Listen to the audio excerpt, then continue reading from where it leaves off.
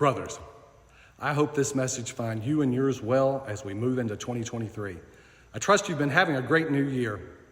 I bring you greetings today from the east of my home lodge, Mount Hermon 118, chartered in 1848 and today located in the Asheville Masonic Temple. I still think fondly to the night of my initiation in this lodge. The brothers put on a stellar degree, from the timing to the lighting to the degree work itself. It was flawless. The five of us were pretty gobsmacked by the whole thing. But what we couldn't stop talking about in the parking lot was Brother Ken Lamb, who gave the first degree lecture. We couldn't get over this 70-something-year-old brother who masterfully described the symbolism of the first degree without a single note. How'd he know all of that? I'd later learned that Ken had been a certified lecturer for over 60 years and that he had become a certified lecturer in the same year he was raised a Master Mason. What my new brothers and I went through that night was a truly transformative initiatic experience.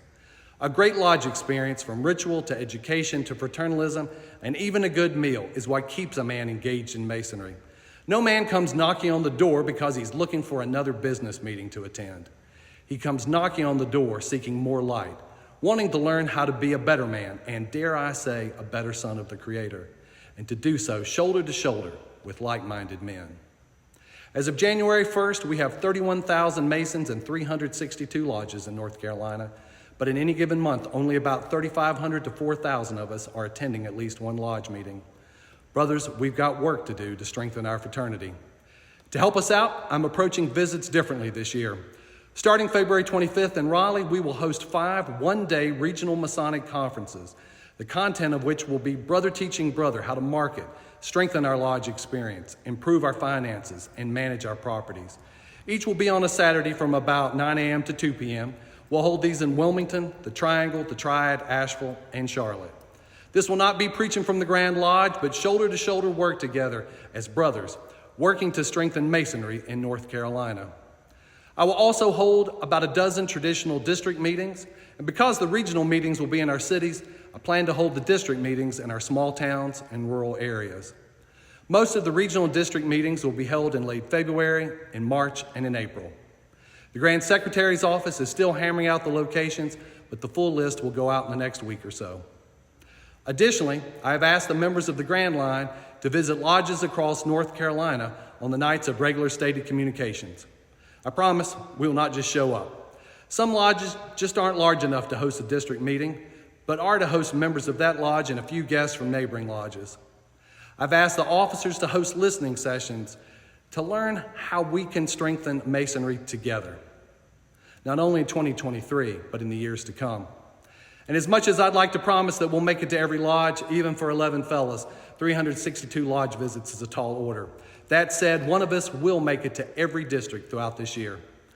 With the regional conferences, district meetings, and even the lodge visits, the goal is to share best practices between brothers to strengthen the lodge experience and Masonry on the whole.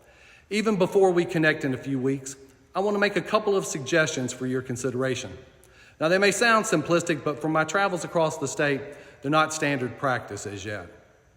First thing, split up the roster and ask brothers to give brothers a call and invite them to the next stated communication. Don't say, "We haven't seen you in a while." Simply say, "Brother Bill, this is Brother Kevin from Mount Hermon Lodge. I'm calling to invite you to our next stated communication on February 2nd. The meeting starts at 7:30, but please come to dinner beforehand at 6:30. Please notice I said, come to dinner. Brothers, I'm not sure there's a better retention or marketing tool for engaging brothers and connecting with petitioners than having a meal. Don't worry if you don't have a kitchen or if there's not a single brother among you who's a good cook. Stop at Bojangles. Pick up a couple of boxes of chicken, some fixins, and a stack of biscuits. The fellowship is more important than the meal itself.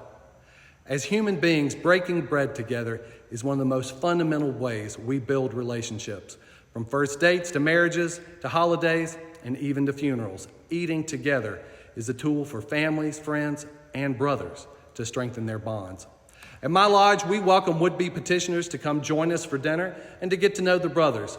We all put in $10 to cover dinner, and we make sure our guests know they don't need to pay. If there's money left over after the meal is paid for, we allocate it to our charitable causes. Before the meal, we all gather in a circle, introduce ourselves, and then pray. We make sure the new guys, or even the brothers we haven't seen in a while, have brothers at their tables, and every brother during the course of the meal is sure to come introduce himself. And at about 10 minutes before the meeting, we respectfully excuse ourselves, and it ends up being a great way to meet the men knocking on our door and to reconnect with brothers we haven't seen for a while. Now, I know this is standard practice in some lodges, but not all. And whether it's a meal before the meeting or after, or a formal harmony, festive board, or table lodge, gathering for a meal is a great base for an excellent lodge experience. Brothers, we have kicked off a great year of Masonry in North Carolina. We are leading a reformation by strengthening our lodges and in turn strengthening our communities. Let's start by breaking bread together. I wish you and yours the best as we close out January. Please be sure to read the updates in the email and feel free to reach out to me at grandmaster@glnc.us. May God bless you and your families. May God bless our neighbors. May God continue to bless Masonry in our country.